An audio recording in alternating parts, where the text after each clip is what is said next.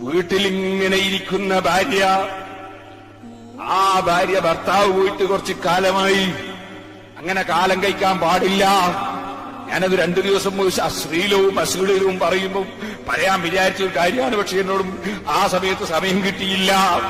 ഒരു സൂചനയ്ക്ക് വേണ്ടി ഞാൻ പറയുന്നു. നാടും വിട്ടുപോയിട്ട് കൊല്ലങ്ങളോളം അന്യനാട്ടിലിരിക്കുന്ന ചില പുരുഷന്മാരുണ്ട്. കടുത്ത തെറ്റാണ് കേട്ടോ. നല്ല ആരോഗ്യമുള്ള യുവതികളെയും വീട്ടിലിരുത്തിയിട്ട് നിന്റെ ദുന്യാവ് സമ്പാദിച്ചിട്ട് നിനക്ക് മതിയാകുന്നില്ല. നീ ദുന്യാവ് ഇങ്ങനെ സമ്പാദിക്കാൻ വേണ്ടി ഭാര്യനെയും വീട്ടിലിരുത്തി അന്യനാട്ടിൽ എത്രയോ കാലങ്ങൾ പോയിരിക്കുന്ന ഏർപ്പാട് നിർത്തണം സഹോദരന്മാരെ. ഒരു ചുരുങ്ങിയ കേസ് ചെലവായാൽ തന്നെ ഇടക്കിടക്ക് വന്നു പോയിക്കൊണ്ടിരിക്കണം വിദേശത്ത് പോകുന്നവർ. അത് നമ്മുടെ സ്ത്രീകളുടെ സുരക്ഷിതത്വത്തിന് അനിവാര്യമാണ്. അവരുടെ പാതിവൃത്യം സൂക്ഷിക്കാൻ അനിവാര്യമാണ്. നിനക്ക് തന്നെ മറ്റൊരു സ്ത്രീയുടെ മുഖത്തേക്ക് നിന്റെ കണ്ണ് പെട്ടുപോകാതിരിക്കാൻ അത് നല്ലതാണ്. നീ ഇടക്കിടക്ക് നാട്ടിൽ വന്നു പോകണമെന്ന് വിദേശത്ത് പോകുന്നവരോട് ഞാൻ പ്രത്യേകം ഉപദേശിക്കുകയാണ്. ഒന്നുകൂടി പറയട്ടെ, നിനക്കങ്ങനെ വരാൻ പറ്റാത്ത ചുറ്റുപാടാണെങ്കിൽ നിന്റെ ഭാര്യയെ നീ അങ്ങോട്ട് കൂട്ടിക്കൊണ്ടുപോകണം. നീ വിദേശത്ത് കൊണ്ടുപോയി നിന്റെ ഭാര്യന്റെ കൂടെ സന്തോഷത്തിൽ ജീവിച്ചോ. കാരണവന്മാരോട്, ഉപ്പാപ്പമാരോട്, ഉമ്മാമ്മമാരോട് ഞാൻ പറയുന്നു, മകന്റെ ഭാര്യനെ അങ്ങ് കൊണ്ടുപോവാണ് എന്ന് പറയുമ്പോഴേക്ക് നിങ്ങൾ പാലെടുക്കണ്ട.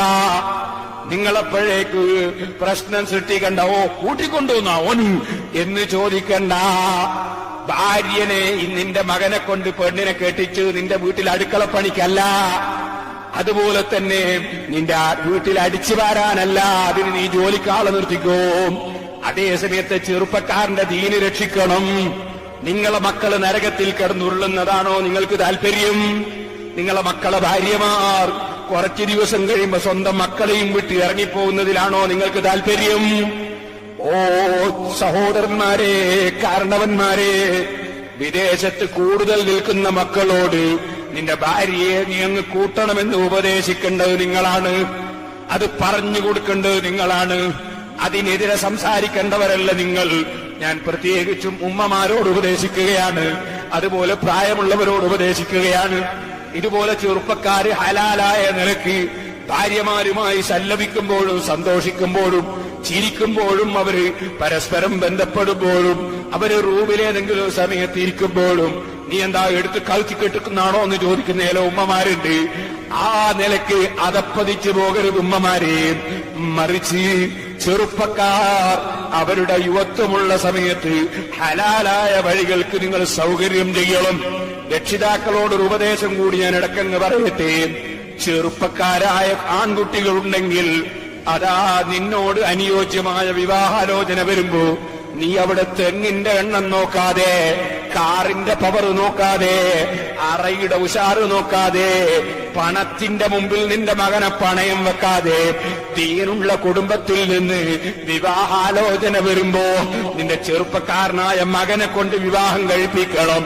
ആ മകൻ എന്തെങ്കിലും ഒരു ഹറാമിലേക്ക് തെറിച്ചു പോയാൽ, ഒരു ഹറാമ് പരിചയിച്ചു പോയാൽ അതിന്റെ ഉത്തരവാദിത്വം തെങ്ങിന്റെ എണ്ണവും പറഞ്ഞ്, പണത്തിന്റെ എണ്ണവും പറഞ്ഞ്, പവനിന്റെ എണ്ണവും പറഞ്ഞ് സ്ത്രീധനവും കാത്തിരുന്ന ഉപ്പയായ ബാപ്പയായ നീയാണ് കേട്ടോ. അതിന് വാശി പിടിച്ച അമ്മാമനാണ് കേട്ടോ. അതിന് വാശി പിടിച്ച ഉമ്മയാണ് കേട്ടോ. നിന്റെ മകൾ ജീവിതത്തിൽ ഒരൊറ്റ വ്യഭിചാരം നടത്തി പോകുന്നത് നിനക്ക് ദുന്യാവ് മുഴുവനും കിട്ടുന്നതിനേക്കാൾ എത്രയോ അബദ്ധമല്ലേ? നിന്റെ ഒരു മകനൊരു വ്യഭിചാരം നടത്തിയിട്ട് നിനക്കൊരായിരം തെങ്ങ് കിട്ടിയിട്ടെന്താ മോനെ?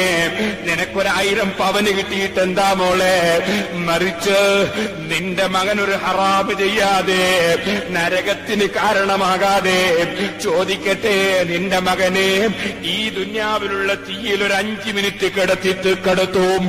ആ 5 മിനിറ്റ് കിടത്തുന്നതിന് ഒരു 10,000 പവന് തരാമെന്ന് പറഞ്ഞാൽ നിന്റെ മകനെ തീയിലിടാൻ നീ ഒരുങ്ങുമോ ഉമ്മ? നീ ഒരുങ്ങുമോ ബാപ്പാ? നിനക്കൊരായിരം തെങ്ങ് തരാം, നിന്റെ മകനെ 1 മിനിറ്റ് തീയിലിടുമെന്ന് പറഞ്ഞാൽ നീ അതിനൊരുങ്ങുമോ? സമ്മതിക്കുമോ? നിനക്ക് അല്ലാഹുവിന്റെ നരകത്തിൽ വിശ്വാസമില്ലേ? അതുപോലെ സ്വർഗത്തിൽ വിശ്വാസമില്ലേ? നിന്റെ മകൾ നിന്നോട് ചോദിച്ചിട്ടല്ല വ്യഭിചാരത്തിന് പോവുക, നിന്നോട് ചോദിച്ചിട്ടല്ല ഹറാമ് ചെയ്യാൻ പോവുക.